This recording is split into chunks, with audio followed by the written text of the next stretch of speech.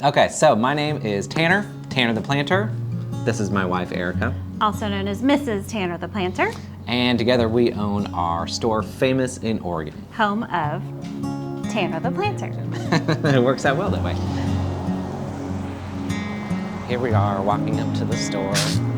Oh no, that was a loud leaf.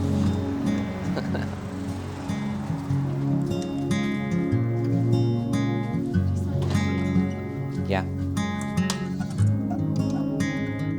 So this all started when Erica brought home a dish, a bowl that she got from Waco at Chip and Joanna's. What's it called? The Silos? Yes. And I was really decorating the house at that point, and I wanted to bring in some of the plants that I remember growing up with.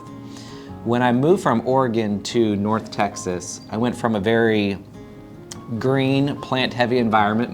My dad always had a ton of plants, a big garden. And then when I moved here to North Texas, there are a lot of great things about North Texas, but the landscape isn't one of them. the landscaping is very flat, it's very bland, there's not a whole lot of greenery surrounding you, right? So I started to bring in some of those plants that I remember growing up with as a kid. The very first plant was an aloe vera, and I killed that thing very quickly. If you've ever taken my courses, I always tell that story about how I started with that first aloe vera, failed miserably, and then was determined from then on to figure out plants. This is how it all started, babe. Remember this? Oh yeah, nice little aloe vera there. It was just like this, just a little bit smaller, but the exact same plant. Why'd you choose that one? What price? I just really liked how sharp it looked. I thought it looked kind of modern for decor, not realizing it's not the greatest plant for indoors. To be fair, the pot did not set us up for success. It didn't. It was a wooden bowl with no drainage. It was a terrible But also situation. not deep enough to be able to drop pots. No, it was just, I did everything that you could do wrong as a beginner plant person. We did. I did. And I was able to learn from that and teach everybody going forward. So that's sort of like how we all got started, you know, like what actually got me into Well, it. Tanner doesn't like not being good at something. So he took this as an opportunity to say, hey, we've been growing plants inside our homes for how many hundreds of years? Well, I had to think, like, I knew that there was... Why don't we have this figured out yet? Exactly. It's like I knew this was a scientific degree, like horticulture was a scientific degree.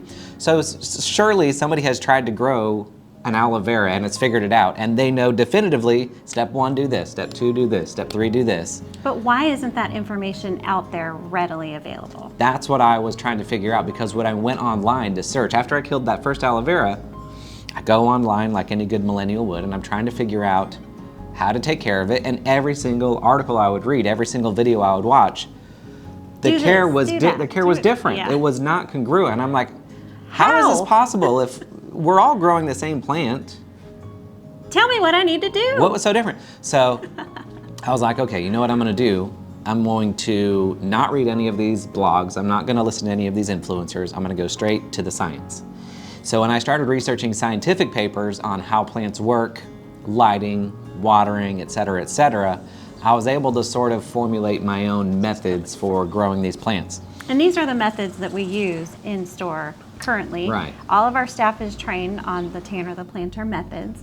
And I would say, by looking around the store, it's working out pretty well. Things are going all right. So I was able to get rid of all the mess, just look at the science, apply that. You know, I'm not educated, so I had to kind of dumb it down to a high school understanding, which is my highest form of education, and make it easy. So then I started talking about that on social media, you know, and I think that it resonated with a lot of people because It finally made sense.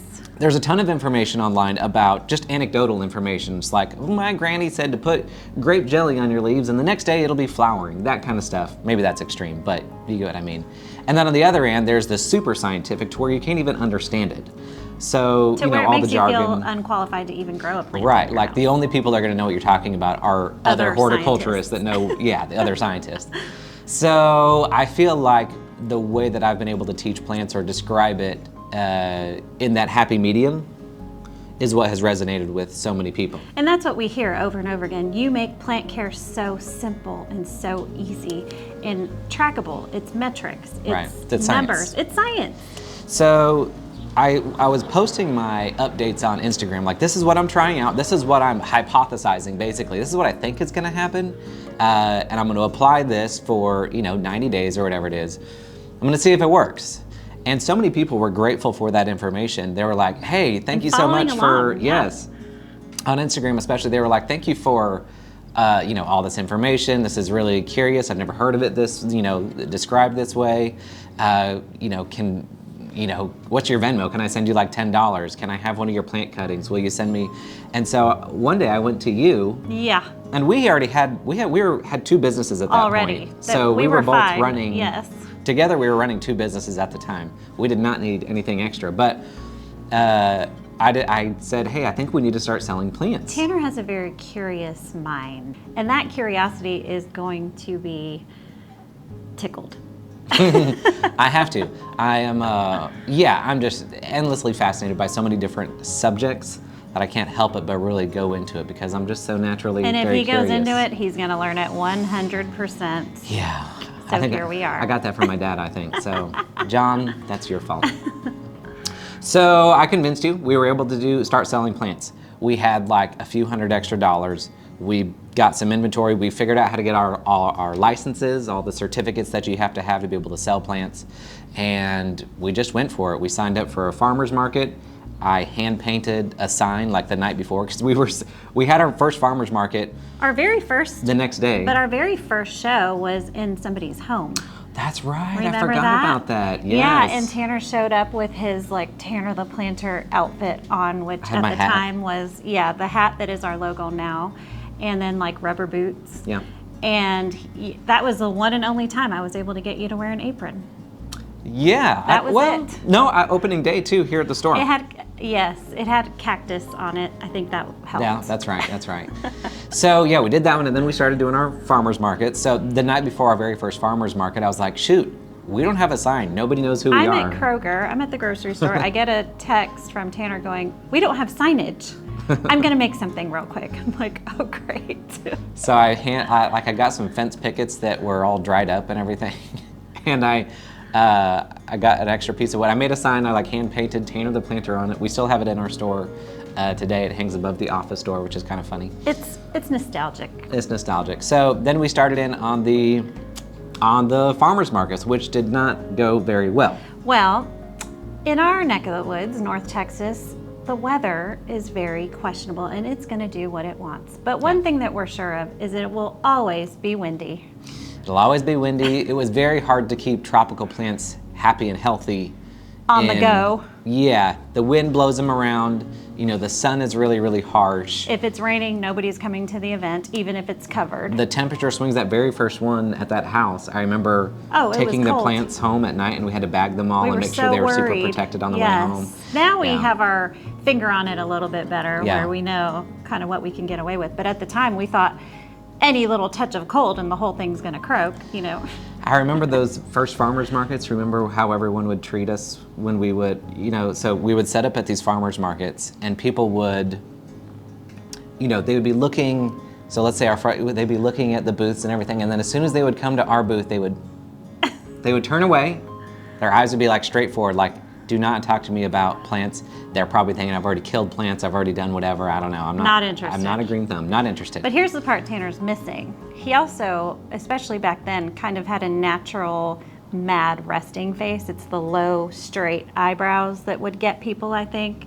We figured out that Tanner was kind of repelling with his Hey, do you want to buy face. some plants? So now he's learned how to turn that face around. Hey, do you want to buy some plants? But at the time, Maya and I remember telling him, why don't you go for a little walk and let us sell some plants for once here today? And every single time I would leave, I would go walk around and look into the other vendors and come back and they're like, yeah, we sold 2 plants. I'm like, this is great. Let me go walk around again. That was the secret to So success. basically I was just the setup and the takedown kind of guy. Hey, and the plant knowledge guy. Yeah. Because I still didn't know a whole lot about plants at that point. I was still learning. So you guys were limping through, still selling plants. It was great. We got our name out in the community. Even though we never made any money, we felt like things were kind of going well, and the social media thing was still going well. People were still appreciating what we were doing. And then we got the idea of doing live sales, So where we would go on Facebook Live. It actually just started out with me going on Facebook Yeah, Live. I would be the note taker because there wasn't software available yet, like there is now, that would help you. So this was like, facilitate. what, 2019? Yes.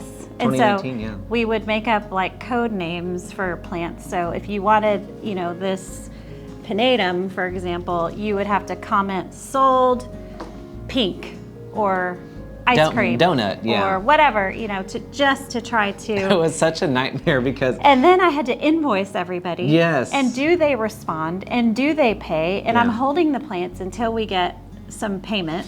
well, the you know? really hard part was that because everybody's internet connections were different, there would be like 3 people that on their end, it looked like they were the first one to comment donut for the pinatum, for example. So there was always these arguments. I commented first. Why didn't I get this plant? It was a mess. But we were just excited that other people were excited. And people were picking up from our doorstep, locals, Yes. basically your friends. Because we did not have a big audience. We would have like 8, 10 people on these live sales. I mean, 15 people and we're celebrating. Yeah. That was a huge win. So people picking up, we were shipping out a few boxes a week. We're like, hey, this feels pretty good. Like Tanner is the purchasing department, the marketing department, the care department, the shipping department, the aftercare the department. the customer service department, which Not his forte. it's not my forte. And but things were going. Yeah, we at Little least by could little. make money to buy more plants. Yes. Little by little, we built up a little bit more of an audience, to the point where, maybe close to a year later, almost exactly a year later, doing these live sales all the time, doing as many farmers markets as we could. There was a point where our hallways were lined with boxes ready to go out because you could only ship plants Monday, Tuesday, Wednesday. So I would try to prep a whole bunch of plants Saturday and Sunday and just have them ready to go and then tape them all up Monday and then take them to the post office. Mind you, 4 kids, Yeah. all of them at home at that Plants point all over the still. dinner now, table. 2 of them are at college and, it's a whole different scene. But Yeah. yeah, I remember being told like, dude, I think it was Noah, our Yeah. oldest, dude, y'all have to do something with these plants. Yeah, I'm sure Maya was making Because some. they were just lining any bare space we had in that little 4-bedroom, 2-bath home Yep. had plants in it. Yeah. And so then we kind of decided, you know what, maybe we need to think about a different space. It seemed like really early on And very scary. and very scary Yeah. for getting a whole different space because we didn't want to take out any loans. We just wanted to do it kind of debt free because we weren't really sure. I mean, We didn't know if it was the gonna take idea off of or like a not. full house plant store was still pretty novel. Like even to this day, a lot of people are like, you Only only sell plants? houseplants? Like Yeah. that's it? It's not a flower shop, an outdoor garden center, nursery, gift shop, coffee shop, whatever it is. Like no, It's plants. just houseplants. And so it was a little bit scary. So we wanted to kind of, not make too much of a big of a leap, right? Well, luckily at a farmer's market, we met what turned out to be a friend. Her name's Becca. She had her own business selling inappropriate trucker hats. And she was at the same time kind of growing out of her space. She was in her garage and we were both like, hey, What if we both need a space. Yeah, Let's what get if together. we collab a little bit? So it was such a random time. Should we tell them the story about how we found this building? Yeah, that was so serendipitous. It still gives me goosebumps. It was to this so day. crazy. Okay, so we were picking up our kid from middle school, which is Down the street. it's downtown. It's kind of downtown of our store, Prosper, Texas. And we had a little bit of time to kill, and we knew that we were trying to find a building in this area. So we would go and see. We'd drive around and see. Are there any old houses that are being rezoned for commercial use or something like that? So we'd go up and down the streets and whatnot. And then we're driving by this store, this building, which is iconic in our community. The homecoming parade turns right here. It's been a staple. The building is almost 100 years Our old. family would watch the homecoming parade right outside Yeah. this window here every year. So it was a super well-known building, and we saw a for rent sign on the front, and we were like, "Whoa! How did we not know about this? Because this would be like a big deal in our community." Yeah. And so we called up Becca, and she was like, and she just answers the phone, and she's like, "Hey, you guys need to come You need to come to downtown Prosper. There's a building for rent." Yeah. And we're like, "Where is it?" And we were just on opposite sides of the building at the exact same time. We were on this side of the building and she was parked on this side of the building, so we couldn't see each other. Yeah. But we were both here. We're like, we're here. She's like, oh. So Come on we over. got together, we like looked through the windows and Imagining what it would look like full of plants. And we still do that. We see open buildings in downtowns, random downtowns. That looks like a good plant shop. Yeah, it's a disease. So immediately we called the owner who had just put it up for sale just a couple rent. for rent a couple hours earlier. And he was like, hey, I've got a showing at this time, but if you guys want to stick around, I can show you the building afterward. Well, that person never showed up. So We were here. we're first in line. We were here. And Becca has a really big van and it had a couch in the back, and we were just all sitting in the back of the van like dreaming and thinking about like how wonderful it would be Yeah, if how we we could would do have it. somewhere outside of our homes to conduct our business. Yeah. So we decided to go for it. We signed the lease not that long after. We both moved into the building. And then COVID hit. It has to do with COVID-19, and the World Health Organization has just declared a global coronavirus. It is a pandemic at this